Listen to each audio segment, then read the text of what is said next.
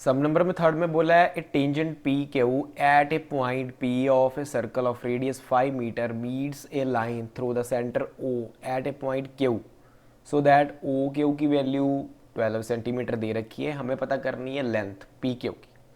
तो जैसे जैसे बोला जाए वैसे करो। पहले तो उन्होंने एक टेंजेंट की है, मतलब पहले सर्कल बना लेते हैं।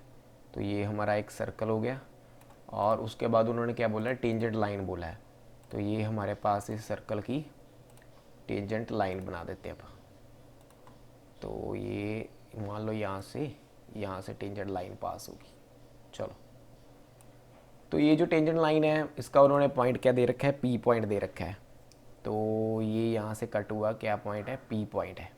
चलो, a tangent P Q at a point P of a radius of circle. तो यहाँ ये पी के पॉइंट क्या है, रेडियस ऑफ सर्कल कितना 5 सेंटीमीटर। तो ये रेडियस यहाँ पर मान लो, इसे नेम दे दो ओ, और ये कितना डिस्टेंस है 5 सेंटीमीटर का, 5 सेंटीमीटर का है।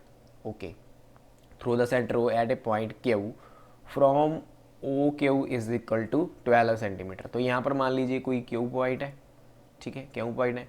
तो इसकी जो लेंथ है उन्होंने कितनी दे रखी है, 12 सेंटीमीटर दे रखी है, 12 सेंटीमीटर दे रखी। पता करने के लिए क्या बोला गया है, लेंथ ऑफ पी क्यू, यहाँ से लेके यहाँ तक की लेंथ निकालनी है।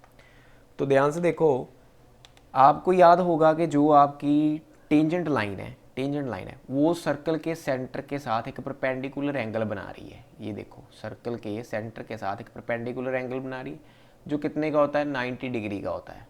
जब 90 डिग्री का एंगल बन गया है तो हमारे पास ये कुछ पाइथागोरस थ्योरम जैसा नहीं बन गया कि जैसे हमें एक तो परपेंडिकुलर मालूम है, दूसरा हाइपोटेनियस मालूम है, हमने बेस निकालना है ना। तो पाइथागोरस थ्योरम लगाकर हम इसको निकाल सकते हैं। तो अकॉर्डिंग टू पाइथागोरस थ्योरम क्या उसने क्या बोला था, उन्होंने बोला था कि जो आपका हाइपोटेनियस की स्क्वायर होता है वो इक्वल होता है परपेंडिकुलर की स्क्वायर के प्लस बेस की स्क्वायर के। पाइथागोरस सर को याद करो, है ना। यहाँ पर फिल करो, हाइपोटेनियस कितना है 12, तो उसकी स्क्वायर लिख दिया। परपेंडिकुलर कितना है 5, उसकी स्क्वायर लिख दिया। बेस की तो मालूम नहीं है, वही तो पता करनी है पी क्यू, तो लिख देते हैं पी क्यू की स्क्वायर, है ना, ऐसे लिख दिया। तो इसको सॉल्व किया, ये बना 144, तो ये कितना बना 25, और ये प्लस पी क्यू की स्क्वायर है। अब 25 को दूसरी साइड शिफ्ट कर दो, वो माइनस का हो गया, तो इधर क्या बचा, ओनली पी क्यू की होल स्क्वायर। माइनस कीजिए, ये आएगा आपके पास पी क्यू की square is equal to 119। Square दूसरी साइड जाकर क्या बन जाता है, अंडर रूट। तो पी क्यू की जो वैल्यू कितनी आई, अंडर रूट 119। तो यही तो उन्होंने निकालने के लिए बोला था। तो इसके अकॉर्डिंग आपके पास कौन सी ऑप्शन सही है, ये डी वाली। यहाँ पर अंडर रूट है स्टूडेंट, आप मैथ पे देखना, ठीक है। तो डी वाली ऑप्शन हमारी बिल्कुल करेक्ट है। एक्सरसाइज का लास्ट सम है, तो जस्ट ड्राई करना है, जैसे बोला है वैसे कर दो। ड्राई सर्कल, चलो एक सर्कल ड्रा कर दो। ये हमारा एक सर्कल ड्रा हो गया, एंड टू लाइन्स ड्रा करनी है। Draw circle and two lines parallel to a given line, parallel होनी चाहिए, ठीक है, parallel to given line such that one is tangent, एक टेंजेंट होनी चाहिए। तो जब एक टेंजेंट लाइन है तो फिर एक टेंजेंट है तो इसे ऐसे पास कर दो, है ना, एक टेंजेंट है, ओके, टेंजेंट होगी।